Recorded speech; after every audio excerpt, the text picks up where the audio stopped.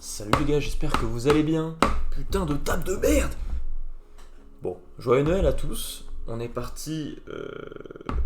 Faut vraiment que je change ça. Je suis désolé pour ce petit bruit désagréable.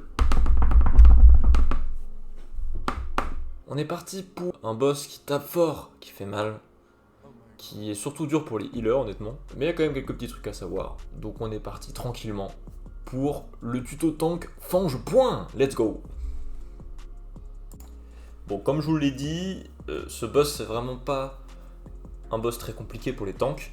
Ça va vraiment être un peu plus compliqué pour les healers puisque le boss fait vraiment de gros dégâts, surtout quand il arrive à 30%, on va le voir par la suite. Et aussi un boss important pour les DPS puisque en fait la logique est que dans la salle on a 4 piliers. Le boss va détruire ces 4 piliers et si il refait une charge au moment où il n'y a plus de piliers, eh bien tout le monde meurt. Donc il faut aussi que les DPS soient assez rapides et assez puissants pour que ce boss tombe. Donc, je vais revenir un peu plus tard sur ce que je viens de vous dire concernant la charge que le boss va effectuer sur les piliers, sur un des 4 piliers, puis au fur et à mesure. Mais on va commencer par les premiers sorts que vous allez voir à l'écran pour que ça soit un peu plus clair pour vous.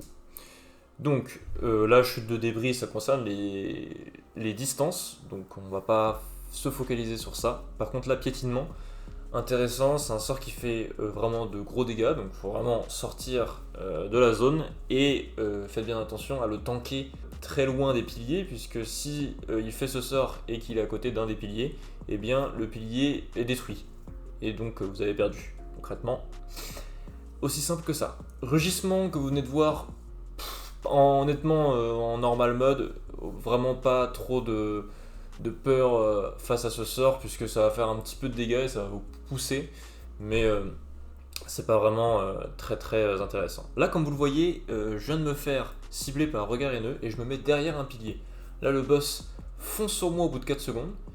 Et hop, comme vous le voyez, il se fait stun en écrasant le pilier, donc il défonce le pilier, et là, pendant quelques secondes, vous allez lui infliger 100% de dégâts.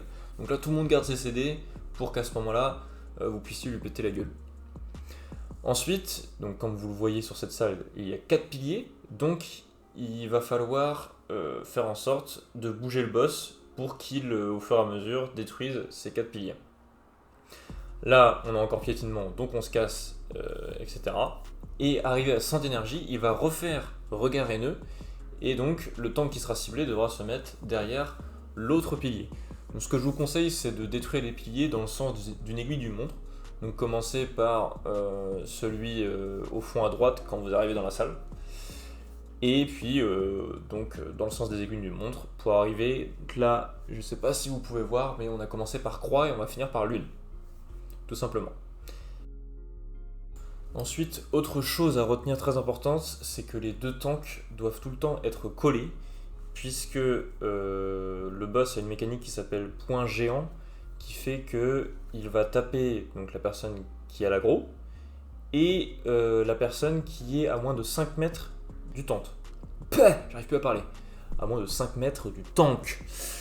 Du coup, ça veut dire que il faut vraiment que les deux tanks soient collés pour que ce soit juste les tanks qui prennent les dégâts tous les deux. Et faire en sorte du coup de se mettre dos au raid puisque pour que les autres personnes puissent être loin de nous. Si vous ne faites pas ça, le tank qui a l'aggro va se prendre 2 fois les dégâts. Donc c'est pas possible, vous êtes obligé de faire ça.